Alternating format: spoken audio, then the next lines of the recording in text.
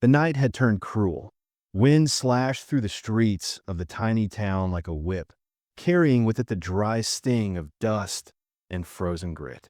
The lanterns on Main Street flickered weakly, their oil nearly gone, and the houses sat hunched in silence, each window dim and shuttered.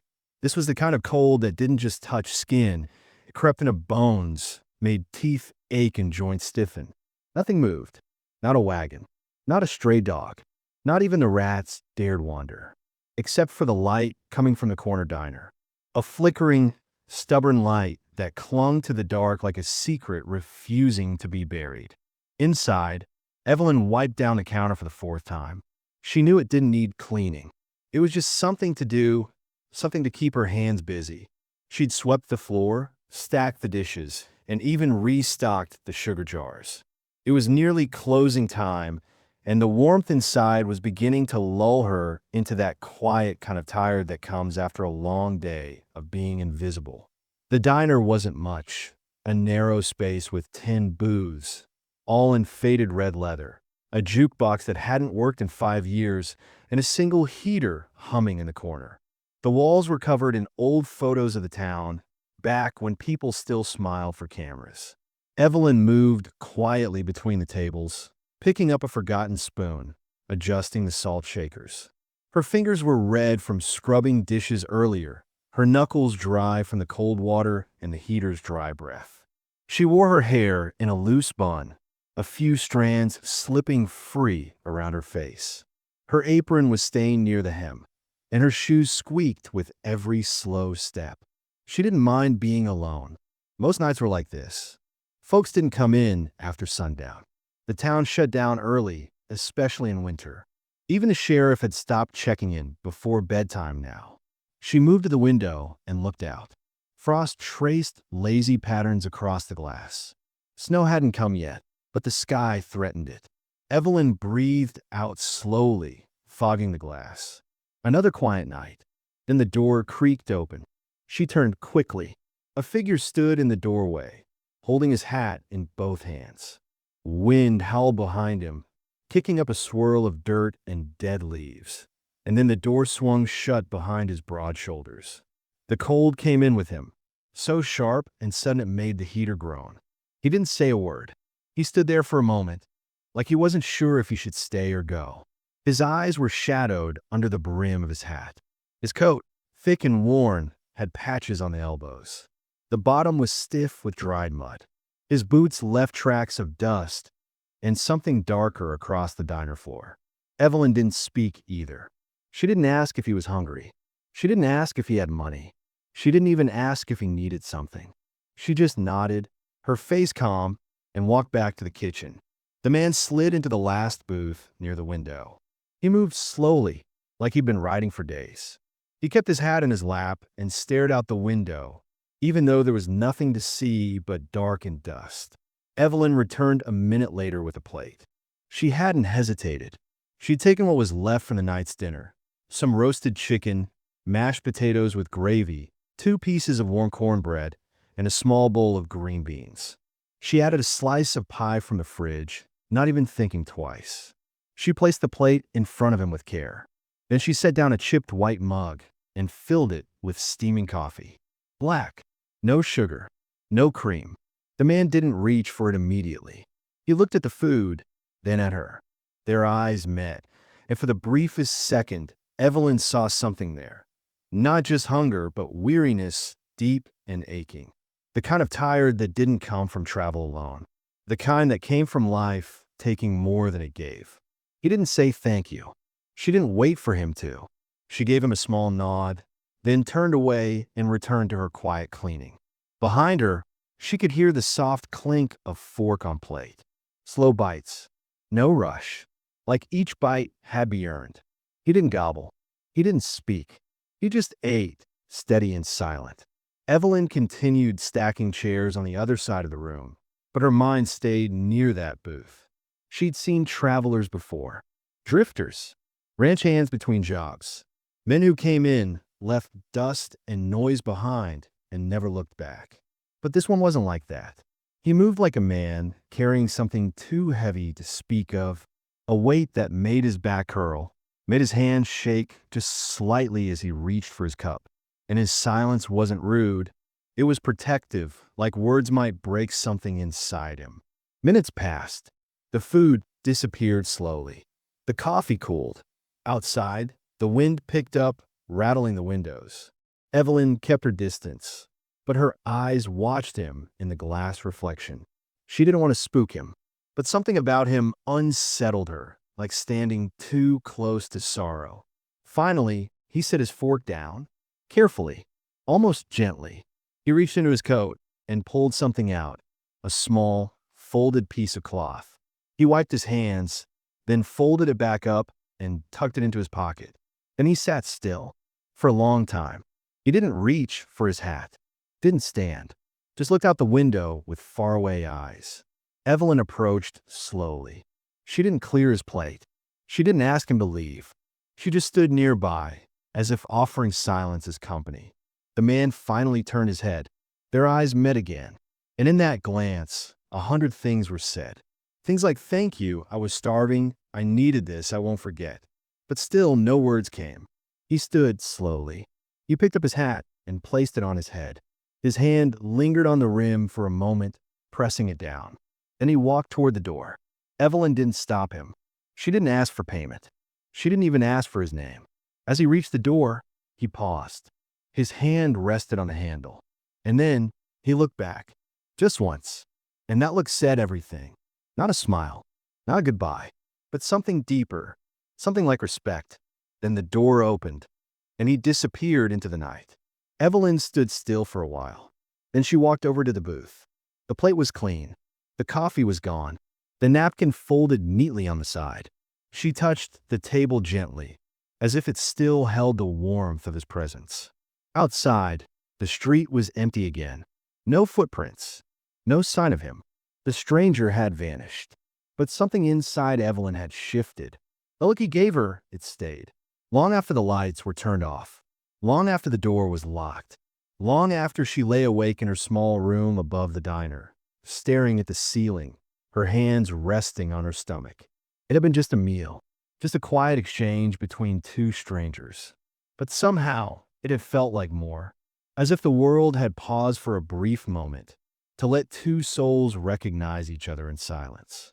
And she had no idea that this was only the beginning of everything. Mornings came early for Evelyn. The alarm clock never got to ring. Her body knew when to rise. Before the sun even touched the roofs of the small, tired town, she was already in the kitchen of the diner, grinding coffee beans and setting the tables. Her hands moved with the ease of repetition, but there was little joy in the routine, just duty. She had long stopped hoping for excitement. The diner opened at 6. A few old men from a nearby grain depot came in at 6:05 sharp every day. They never said much. They just nodded, ordered the same black coffee and toast, and left with the same empty look. Evelyn served them with quiet respect. She didn't expect thanks. She rarely got one. By noon, the crowd would shift to dusty farmhands, mothers with loud children, and men who liked to sit and complain about the weather. Evelyn moved around them like a ghost, present, helpful, but rarely seen. When the last of the regulars left, she'd wipe the booths, restock the pie display, and check on her father.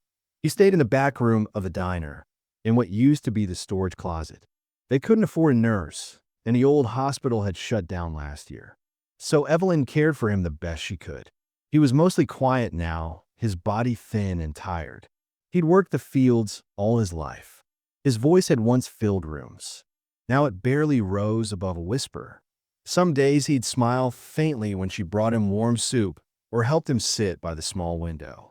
"You should get out, Evie," he'd say sometimes. "You're too young to be stuck in here." She'd always smile and lie. "I like it here, Papa." The truth was harder. She stayed because there was nowhere else to go. The town didn't offer much, and the people didn't offer more. They talked, whispered behind her back at the grocery store, nodded politely, but never invited her in. They remembered her as the girl whose mother ran off, the one who never married, the one who worked too hard and smiled too little. No one asked if she was lonely. They assumed she was used to it. But every night, as she locked up the diner and looked at the empty street outside, Evelyn felt the silence wrap around her like a blanket she never asked for. Then one morning, she found the note. It was sitting beneath the sugar jar at the booth near the window, the same booth where the stranger had eaten. The paper was folded neatly. Plain. No name. Inside, written in simple, uneven handwriting, were just 4 words. Thank you. I remember. She stared at it for a long time. It had been days since he came in. She told herself not to think about him, but her thoughts had wandered anyway, back to the quiet way he ate, the look in his eyes, the way he paused at the door. Now this. It wasn't much, just a note, but it made something shift inside her. Something small, but sharp, like a drop of rain before a storm. That night, she locked up slower than usual. The diner was nearly empty again, just a couple finishing their coffee. She wiped the same spot on the counter over and over. She didn't know why her heart felt unsettled, why her hands were more nervous. She told herself he wouldn't come back. But then, just as she was turning off the open sign, the door creaked open. It was him. Same coat, same hat, same tired eyes. But this time, he looked at her longer.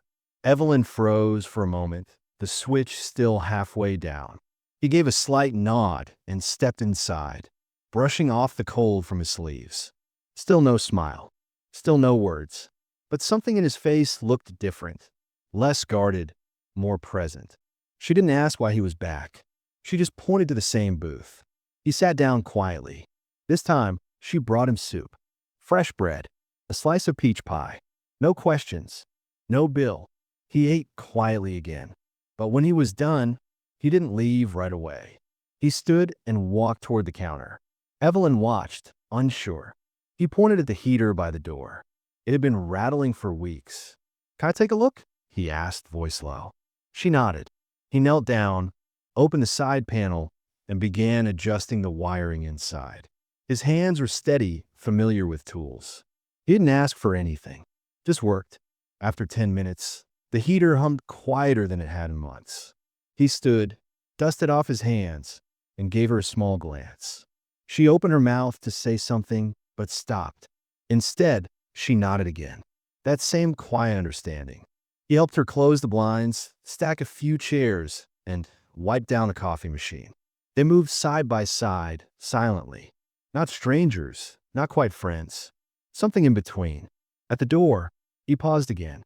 Evelyn stood near the counter, watching him. He placed a hand on the wood for a second, then looked at her one more time. "I'll come again, if that's all right." She didn't smile, but her eyes softened. "It's all right." He left into the night again. And this time, the silence he left behind didn't feel quite as heavy.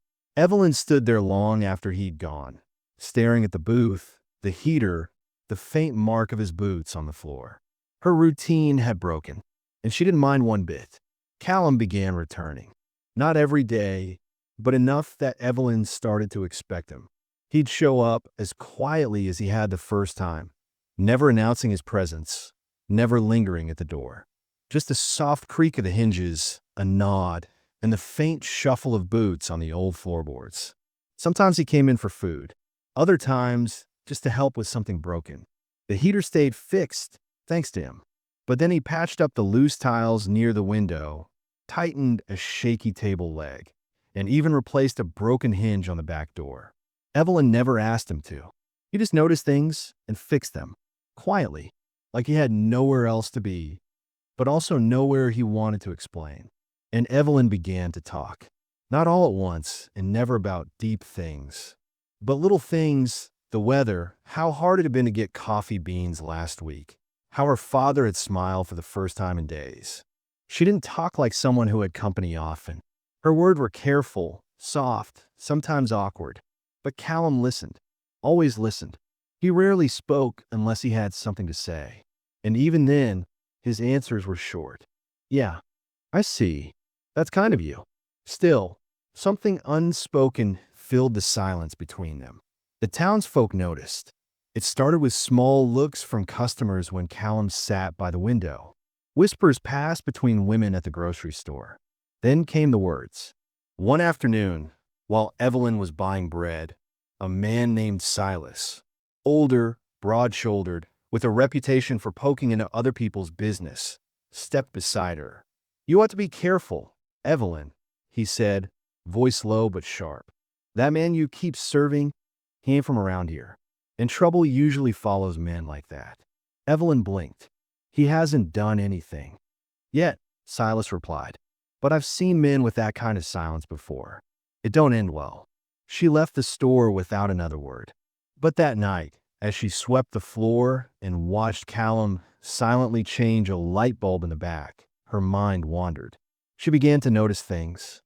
The way Callum's hands trembled sometimes when he thought no one was looking. The pale lines of scars that peeked from under his sleeves when he reached too high. The way his eyes scanned the street before he entered the diner, always checking, always cautious. He never mentioned where he was from, never talked about family or past jobs. One evening, after closing, Evelyn brought him a plate of dinner and sat across from him. She was nervous, more nervous than usual. "Why do you come back?" she asked softly. Callum looked up. His fork paused midair. He held her gaze for a long time, then said, "It's quiet here, and warm." It wasn't a real answer, but it was all he would give. And somehow, Evelyn understood. Later that week, as the wind picked up and snow began to fall harder outside, a group of rough men stumbled into the diner near closing.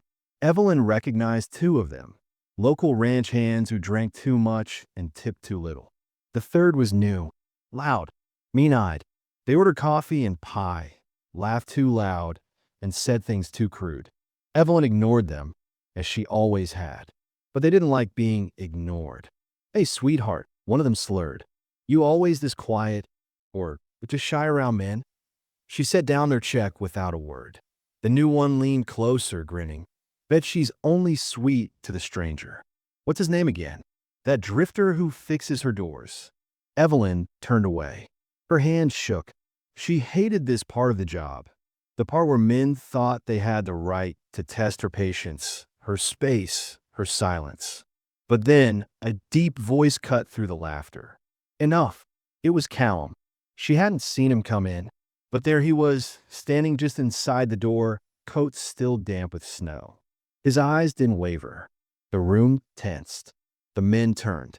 One stood slowly, puffing his chest. "You got a problem, stranger?" I said that's enough. His voice wasn't loud, but it was hard, final. The drunk men didn't like that. Words turned into shouts. One reached for Callum's shoulder. What happened next was quick, but burned into Evelyn's memory. Callum moved fast, too fast. He grabbed the man's wrist, twisted, stepped aside, and sent him stumbling into a chair. Another swung a fist. Callum dodged and struck back, knuckles landing with a sharp, hollow sound. It was over in seconds. One man on the ground groaning, another holding his jaw. Callum stood, breathing heavily, fists clenched.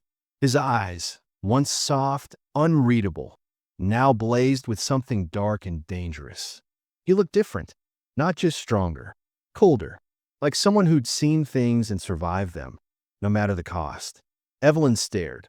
This wasn't the quiet man who fixed her light bulbs and listened to her stories. This was someone else. He looked at her, and then he walked out. Didn't wait for thanks. Didn't say goodbye. Just left. The wind slammed the door behind him. Inside, the silence was loud again. Evelyn stood still, hands trembling, heart pounding. Outside, the snow kept falling. That night, she didn't sleep. Her thoughts kept spinning, around his hands, his scars, his eyes, around the way he moved like someone trained for violence. Who was Callum, really? And what was he running from? Something had cracked wide open, and she knew now. This man she let into her quiet life wasn't just a drifter. He was something more, and maybe something dangerous. But why, then, did she still hope he'd come back? Callum didn't come back. Not the next day, not the day after that, not even after a full week of snow and silence. At first, Evelyn tried not to let it bother her. Maybe he had work. Maybe he was sick. Maybe he was just passing through after all, and their quiet connection had meant more to her than to him. But the days kept passing. Each time the bell above the diner door rang, she looked up, half expecting him, half hating herself for hoping. It was always someone else. The cold outside deepened. The snow stayed longer on the roads. And inside Evelyn's heart, something that had started to bloom now curled back up, frostbitten.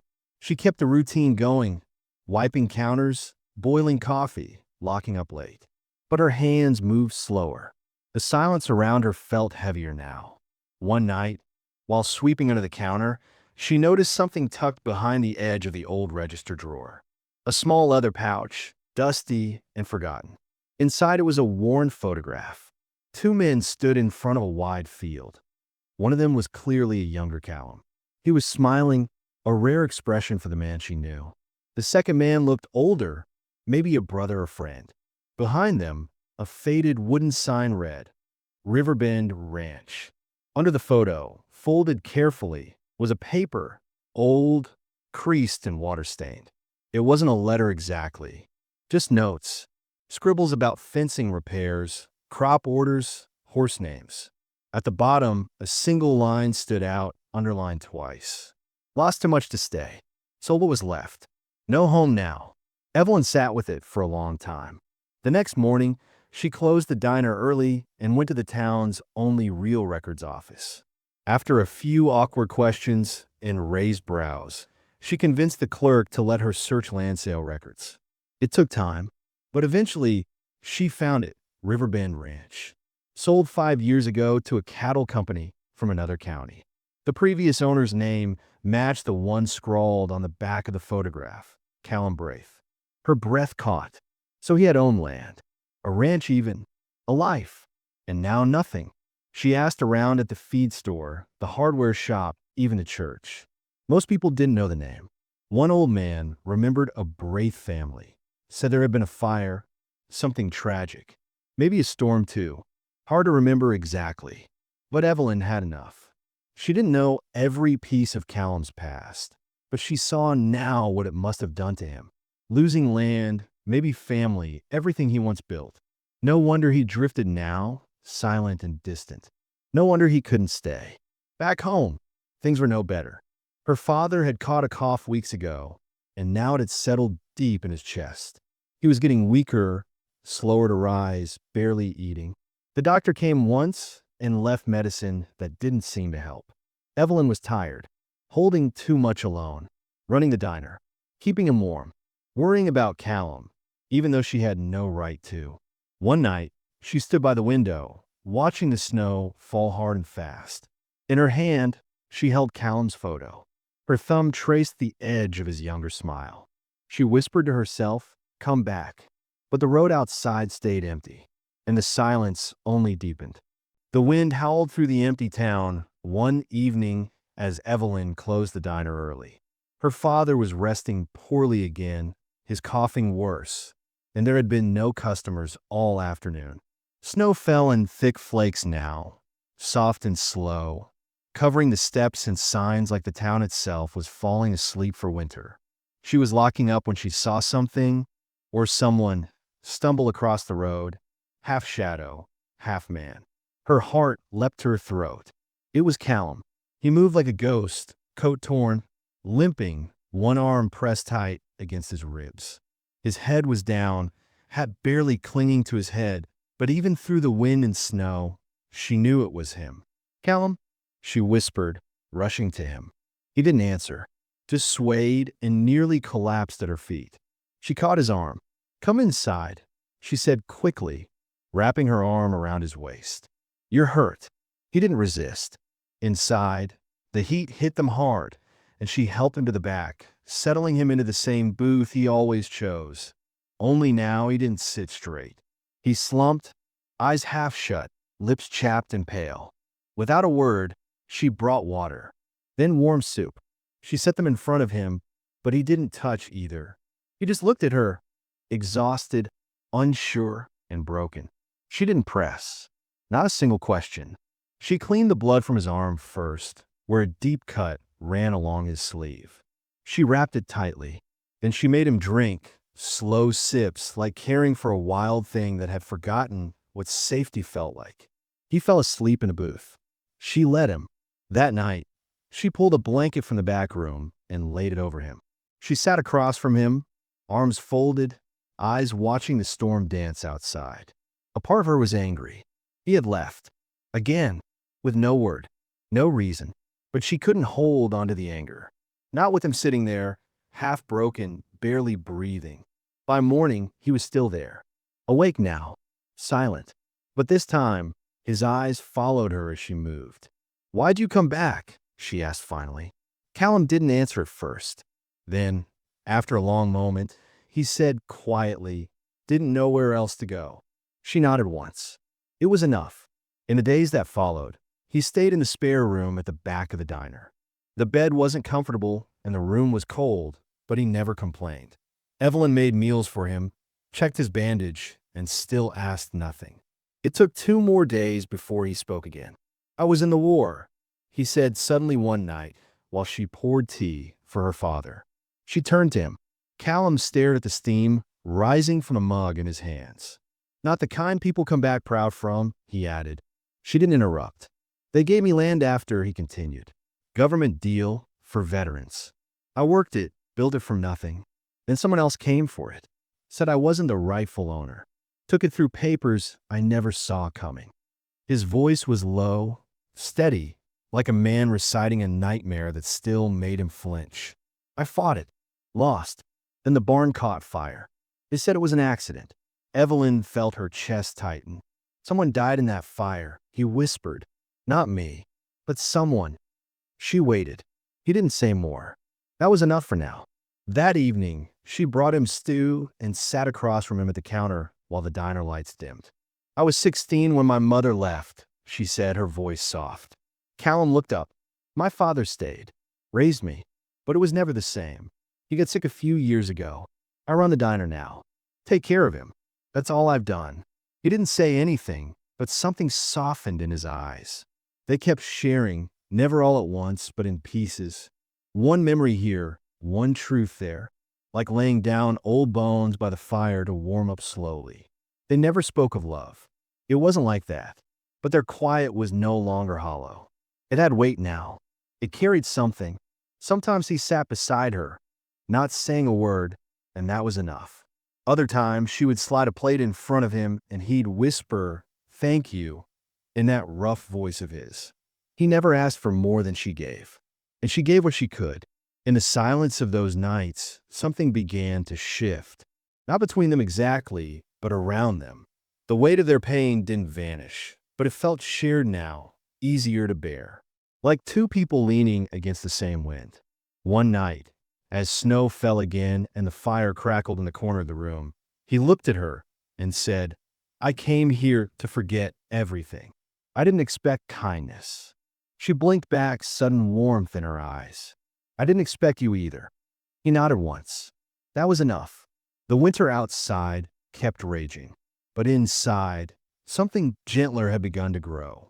The snow was melting when Evelyn first heard the news. The landlord came by with a heavy coat and a heavier look in his eyes. He didn't sit down, just stood in the doorway of the diner and spoke without softening the words. "I'm thinking of selling the building," he said, "or raising rent. Market's changing." Evelyn felt her hands tighten around the cloth she was using to clean the counter. "You can't." "I can," he said, "and I will. Got buyers looking." She wanted to argue, but she knew how things worked in this town. People didn't look at her like someone worth listening to. They barely looked at her at all. She ran the diner. She served coffee. She cleaned tables. That was all they saw. After he left, she stood in the doorway long after the cold had crept into her bones. She didn't cry. She just stared at the sign above her head. Earl's Diner, faded letters against wood. Her father had painted those words. She had cleaned those windows every morning for years. She had served food to people who never remembered her name. She felt like the ground beneath her feet was slipping. She wanted to talk to Callum, but Callum was gone again. He hadn't said goodbye, just left before sunrise, like the wind carried him off before she even opened her eyes. At first, she was angry, then hurt. Then she noticed something folded under the sugar jar at the counter. A note. The paper was old, folded twice, edges rough. Don't give up on the diner. I'll be back. See, that was all. She read it 3 times before placing it in her apron pocket. Days passed. People started asking questions. Some men came by, in suits too clean for this town, looking around with eyes that didn't care about chipped counters or burned coffee pots. One of them offered her cash, thick envelope, no names. She didn't take it. They came again, and again. She still didn't take it. "We'll make this easy for you," one of them said with a crooked smile. "You don't want to get caught in the mess." She told him to leave. Her father's health was slipping. He hardly woke up anymore. She worked the diner alone, every day, every night. The coffee machine broke. One of the ovens started smoking. Still, she stayed, because she had nothing else. Then one morning, a letter came in the mail. It wasn't like the rest. This envelope was thick, heavy, real paper. Her name typed across the front. Inside, a deed, a legal title, ownership to a piece of land in her name. She stared at the papers, hands shaking. She didn't understand. It was land far from town, rural, wide, with soil once farmed. She had never been there, never asked for it. Then she saw the signature. Callum. He had signed it over to her. The land he once fought for. The land he had lost everything for. The land that cost him peace. She sat in silence for a long time. That night, the wind returned. A soft knock echoed at the door just after she had flipped the sign to closed. She opened it slowly. Callum stood there, dirty, worn but alive. His eyes searched hers like he wasn't sure he'd still be welcome. She didn't say anything, just stepped aside and let him in. He looked thinner, tired, but something in him had settled. He handed her a folded envelope. "I told you I'd be back." She held up the deed instead. "What?" Callum took a long breath, then met her eyes. "When I came here, I had nothing," he said. "No past I wanted. No future I believed in. You gave me a warm meal without asking my name. You never asked where I'd been. You just gave." He looked around the diner, hands in his coat pockets. "This place, it kept me human." She listened, quiet. "That land wasn't just dirt to me. It was everything I had left from a life I lost. But now," he paused, "now I know what it's worth, and I know who deserves it." She opened her mouth, but he held up a hand. "I'm not running. Not anymore. But I'm not staying either. That land's yours now. Maybe you'll sell it. Maybe you won't. But it's yours." Tears stung at her eyes. "You didn't have to," she whispered. "I know," he said softly. "That's why I did." He turned to go, but paused at the door. "You gave me something when I had nothing," he said again, voice hoarse. "That deed, it's just the best I had left." Then he walked out into the night. Evelyn stood there for a long time. The diner was still broken. The landlord still wanted more. Her father still lay sick in the back room. But in her hands, she held a future she never thought she'd have. Given not out of pity, but out of quiet, wordless gratitude. Not a transaction, a gift. All because one cold night, she gave a stranger dinner without asking why he was there. When Evelyn stepped off the dusty road and onto the land Callum had given her, she felt the weight of every eye in town pressing against her back. The land was quiet, open, lonely, and it was hers now. But that didn't mean it came without noise. The noise was in the whispers, the pointing fingers, the sideways glances. It was in the way people stood a little longer at the diner counter, murmuring to each other about the girl who got land from a stranger. Some called it a gift. Some called it something else entirely. She must have done something for him. A woman said loud enough in the general store for Evelyn to hear. "She's not even family. What kind of man gives land to a girl like that?" Another added. Evelyn didn't answer. She paid for her flour and walked out with her head high and her jaw tight. Her hands shook a little as she loaded the bag into the wagon, but she didn't let it show. She had lived through worse than gossip. She didn't defend herself. She didn't owe anyone that. Instead, she packed up what little she had. A few clothes, her father's medicine, and the old cast-iron skillet from the diner's back shelf. She locked up the diner for what might be the last time. No goodbyes, just quiet. The land was farther out, just past the river bend, where the trees started to thin and the wind always carried dust. It wasn't much to look at. The house leaned like it had grown tired of standing. The barn's roof had holes in it big enough for the moon to shine through. The fence was more memory than wood, but was still land. Her land. Callum was already there when she arrived. He didn't say much, just nodded and went back to hammering a loose shutter. His face was worn, but his eyes looked lighter than they used to. He handed her a broom without a word, and they started cleaning. The days passed quietly. They worked side by side. Sometimes they talked about little things, the weather, the way the light looked different on the hills at dusk, but mostly they worked in silence. And that silence felt easy. The gossip didn't stop just because she left town. People rode past, pretending not to look, but staring all the same. Some came just to see if it was true, if the drifter really gave her land, if she was really living out there alone with him. Living in sin, one woman whispered as she passed by in a buggy. Evelyn just kept sweeping the porch. There were real problems to worry about. The roof leaked, the well was low, and the garden? Nothing but dry dirt and old weeds. They had to haul water every morning just to keep the seedlings alive. They started with potatoes and onions, simple things that didn't complain much. Then came the letter. Folded neat, sealed official. It came from a man in town who said the land had debts. Unpaid taxes, old claims. The paper said Evelyn might not own anything at all. She read the letter twice, then slid it into the drawer by her bed and didn't say a word. But that night, she sat on the porch longer than usual, staring out at the field. Her eyes didn't blink much. Callum sat with her. He didn't ask questions. He just passed her a cup of tea and said nothing at all. Then the storm hit. It came without warning. Wind howled through the valley like it was hunting something.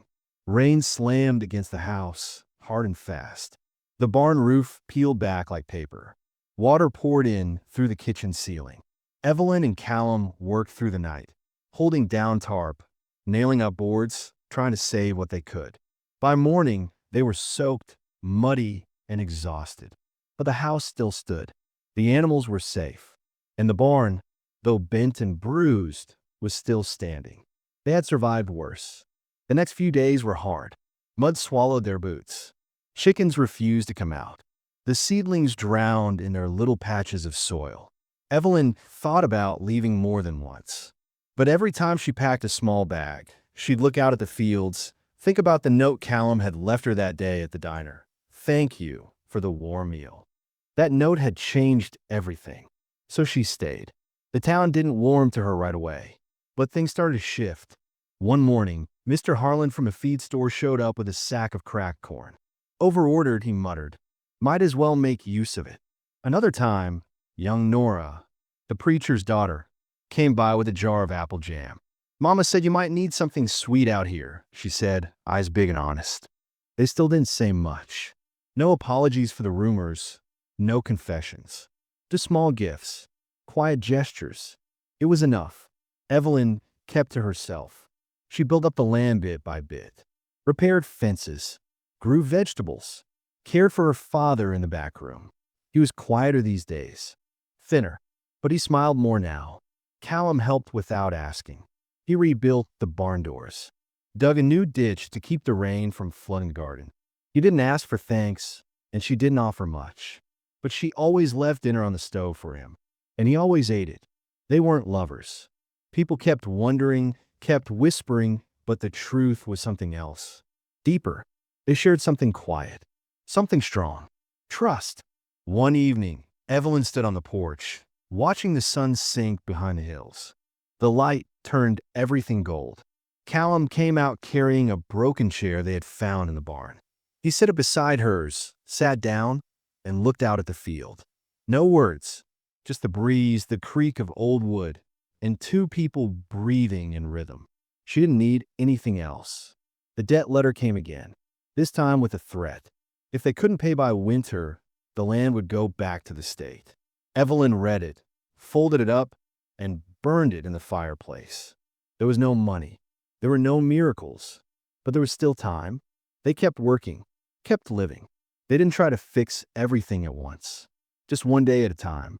And slowly, something beautiful began to grow. The garden started to bloom. Tomatoes, peppers, herbs. The hens laid eggs again. The house felt warmer, more solid. Her father had good days. He laughed once, really laughed, when Callum tripped over a cat in the hallway and nearly knocked over a shelf. Even the wind felt softer. People from town started stopping by for small things.